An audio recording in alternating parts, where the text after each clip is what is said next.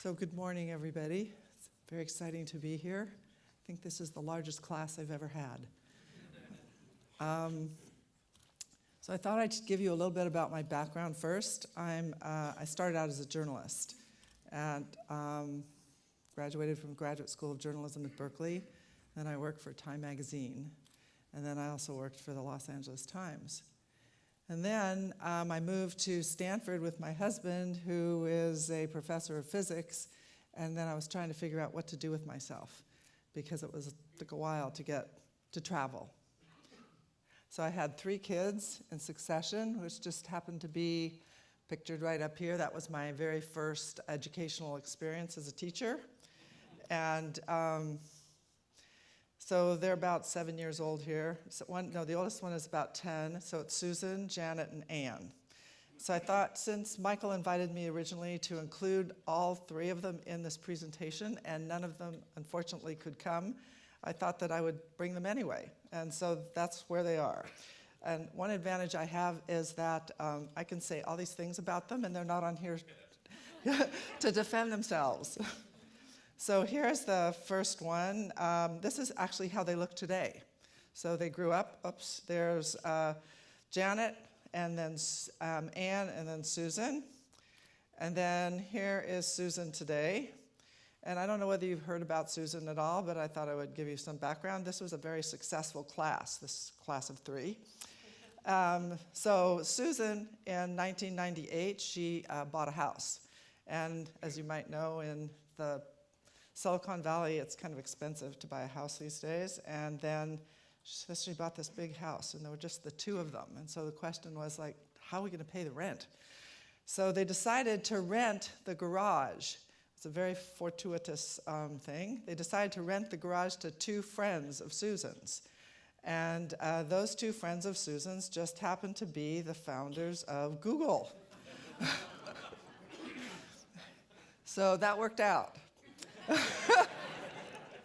And today, Susan is vice president of Google, and she has a pretty hard job. She's in charge of the monetization of Google. So then, daughter number 2, this is Janet. And that's Zoe with Janet, that's my granddaughter. And Janet is, all of them actually really like to travel. And Janet traveled to South Africa. She was a professor at University of Witwatersrand.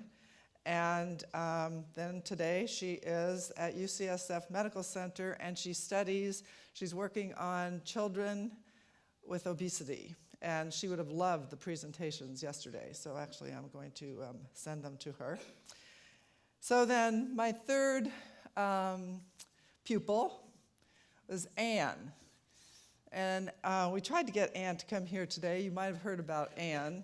Anne started this company called 23andMe. Anybody heard of 23andMe? 23andMe does the genetic testing. You spit into a little tube, and then you learn a lot about your ancestry, you learn a lot about your body, you learn a lot about yourself. And so then in 2007, Anne did something very exciting. She had met this guy in 2000, and then they dated for quite a while. And then in 2007, she married him. And you might know about him as Sergey Brin, is founder of Google. So here they are. So I'm somewhat connected to Google. Here they are today.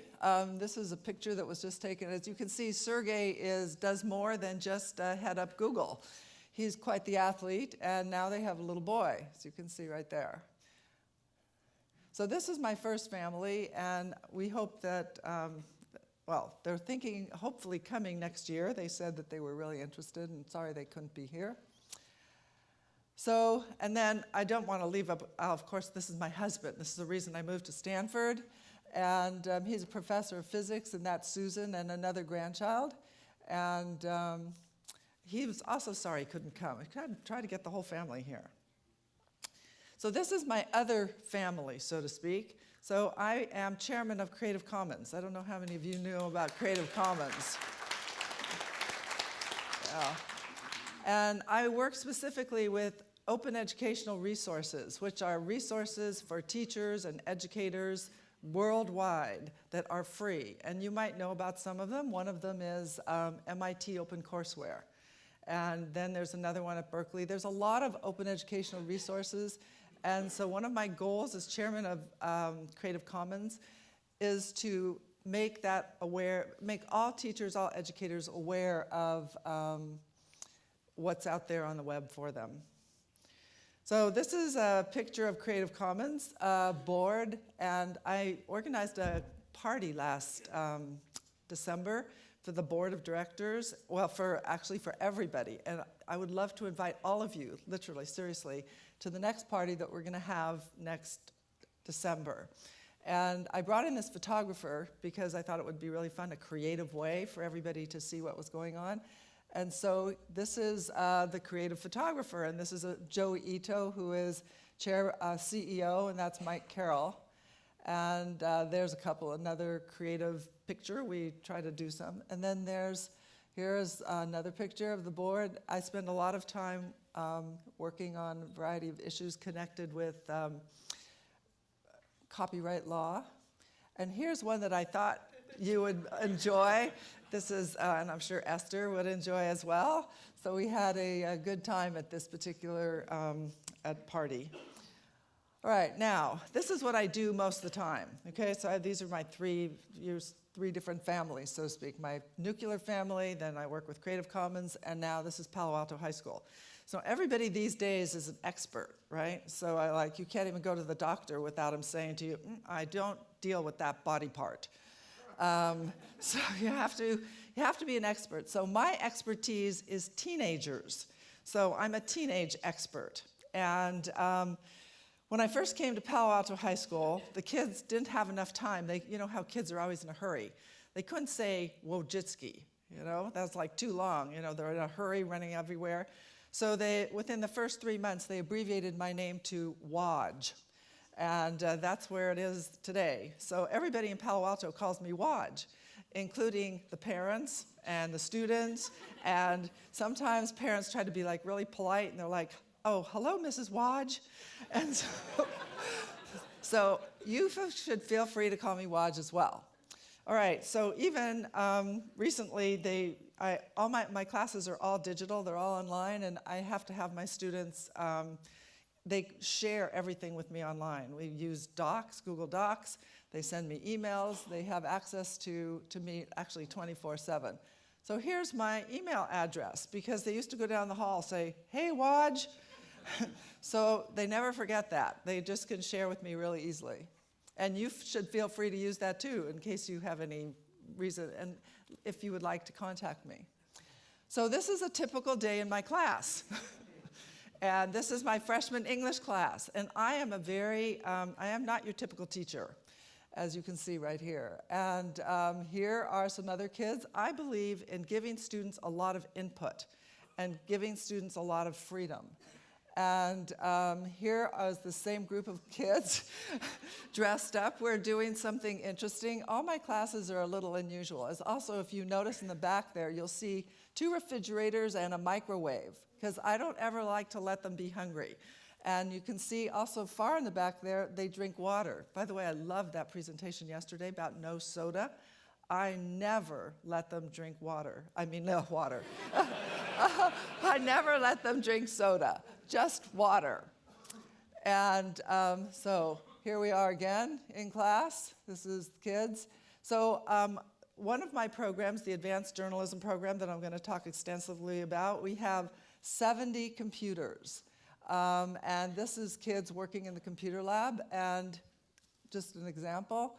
So, and this is something else that I thought I would tell you about. So once a year, I take 50 students to New York City for a 5-day publications visit. And we visit Time Magazine, New York Times, New Yorker Magazine. We visit all the major publications. And so if you've ever gone on the plane, just with a couple people, your family, try taking 50 kids. And here we are. I also I wanted them to learn how to use the public transportation, so we're all lined up for the bus. we're taking the bus to San Francisco Airport, and from San Francisco Airport, we're getting on the plane. So here we are in New York. I rented a bus, the whole bus, put them all on the bus.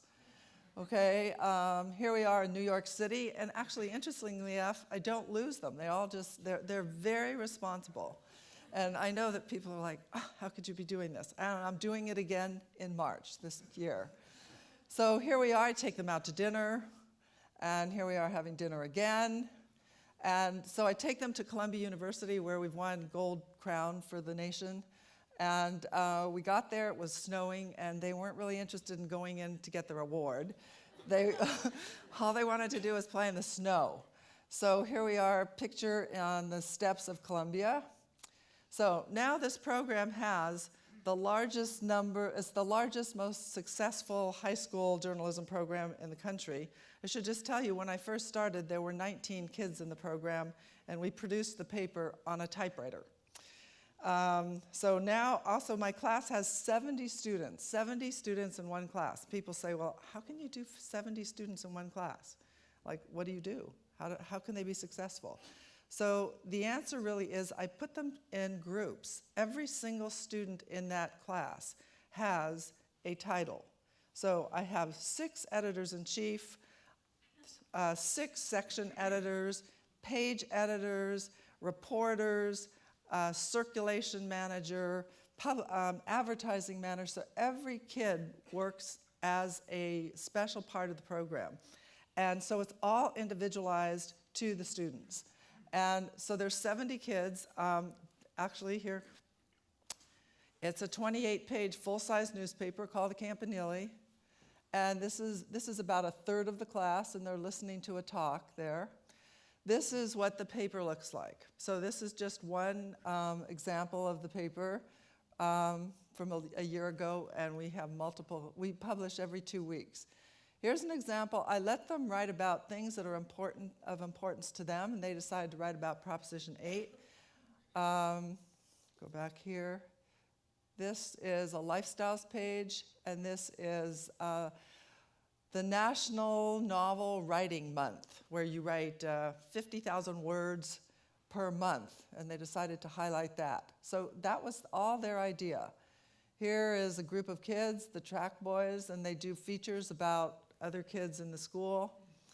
Also, getting back again to the freedom of expression here, they're writing about sexting.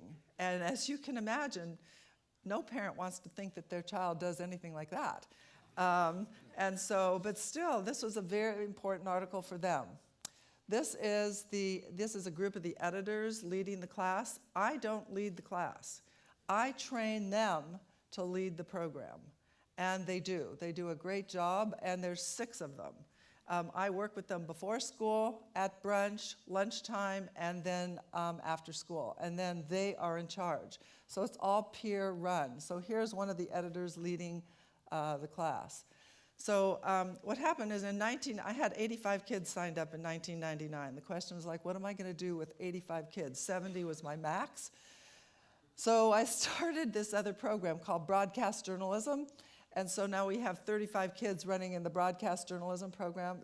They broadcast every day to the school. And here they are broadcasting. Then in 2000, the program continued to grow. And so I started Verde, a news magazine. It's published every 6 weeks. And this is what Verde looks like. And as they do everything, they do the graphic design, they come up with the story ideas, and this is a picture of one of the Verde staffs. Then the program continued to grow again. The program has been growing rapidly. 2002, I started Voice, and Voice is the web journalism program, and again, you can see that they have freedom of speech.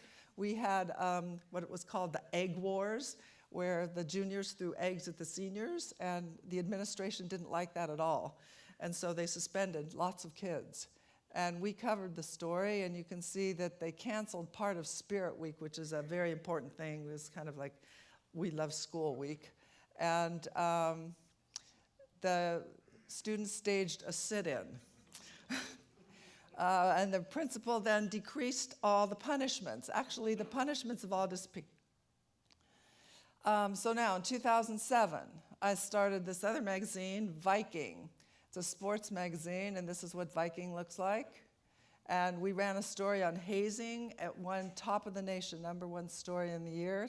And actually, the advantage was it cut out the hazing. Here's more on Viking.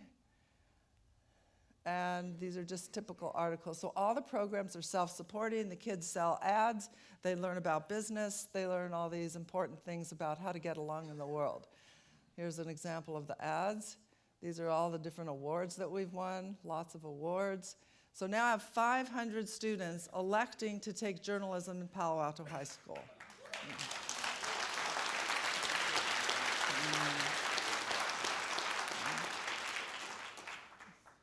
So there are other teachers. Of course, I can't do this all by myself. And through the years, I hired all these additional teachers. In January 2010, like last week, school board approved 23,000 square foot media arts center for Palo Alto High School.